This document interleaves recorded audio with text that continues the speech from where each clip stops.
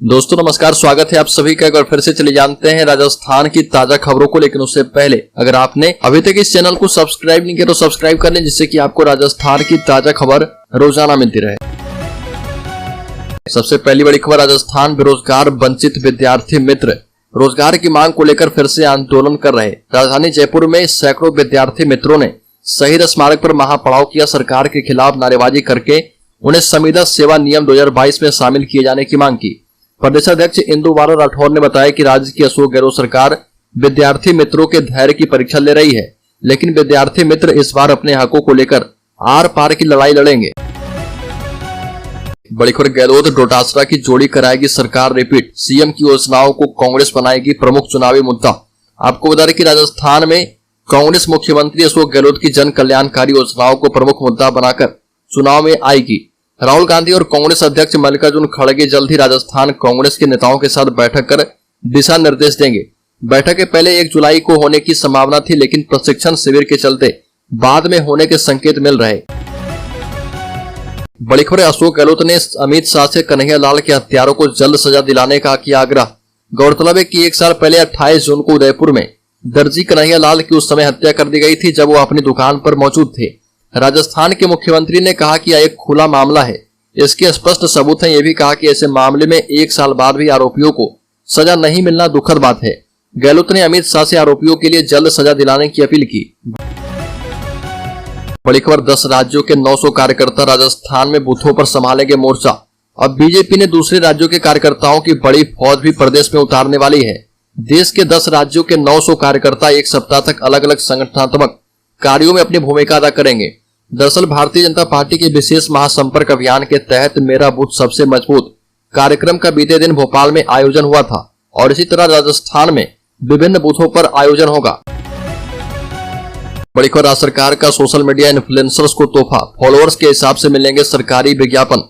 आपको बता दें कि इस साल के अंत में विधानसभा चुनाव होने हैं। बता दें कि इस साल के अंत में 5 राज्यों में विधानसभा चुनाव होने हैं, जिनमें राजस्थान जैसा बड़ा राज्य भी शामिल है। राज्य सरकार ने चुनाव से ठीक पहले ही सोशल मीडिया इन्फ्लुएंसर्स को तोहफा दिया है। सोशल मीडिया की बढ़ती पहुंच को देखते हुए राज्य सरकार ने बड़ा निर्णय किया है। राज्य सरकार अब सोशल मीडिया इन्फ्लुएंसर्स को हर महीने 10,000 से 5 लाख रुपए तक के विज्ञापन जारी करेगी।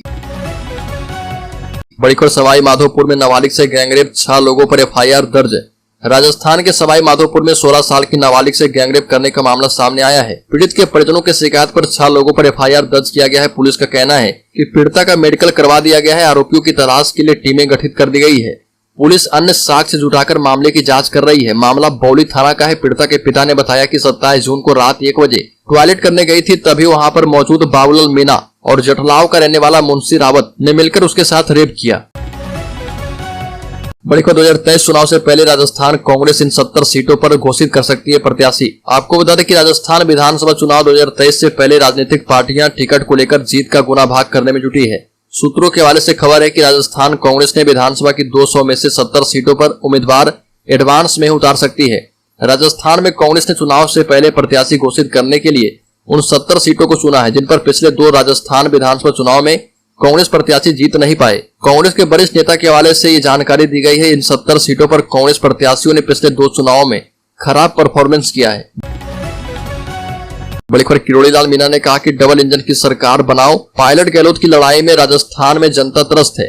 राजस्थान विधानसभा चुनाव से पहले भाजपा नेताओं का राजस्थान में पग फेरा पड़ गया है। इसी कड़ी में भाजपा के राष्ट्रीय अध्यक्ष जेपी नड्डा भरतपुर पहुंचे। इस दौरान राज्यसभा सांसद किरोड़ी लाल मीणा ने जमकर प्रदेश सरकार को कोसा।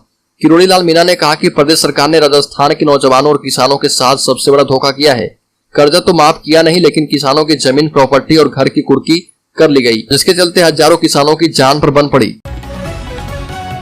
बड़ी खबर, 7 जुलाई को जयपुर आएंगे actor Sonu Sood.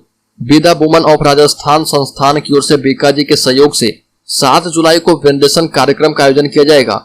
Be the woman of Rajasthan की ओर से पिछले 10 साल में भारत की उन महिलाओं को सम्मानित किया जा रहा जिन्होंने अपने क्षेत्र में बेहतर कार्य किए हैं और वो दूसरे के लिए प्रेरणा बनी है। इस बार मुख्य अतिथि के रूप में बॉलीवुड एक्टर और कोरोना वॉरियर के रूप में पहचान रखने वाले सोनू सूद शिरकत करेंगे, और इस मौके पर 51 प्रतिभाओं को सम्मानित किया जाएगा। एक्ट्रेस लेखा प्रजापति को भी अवार्ड दिया जाएगा।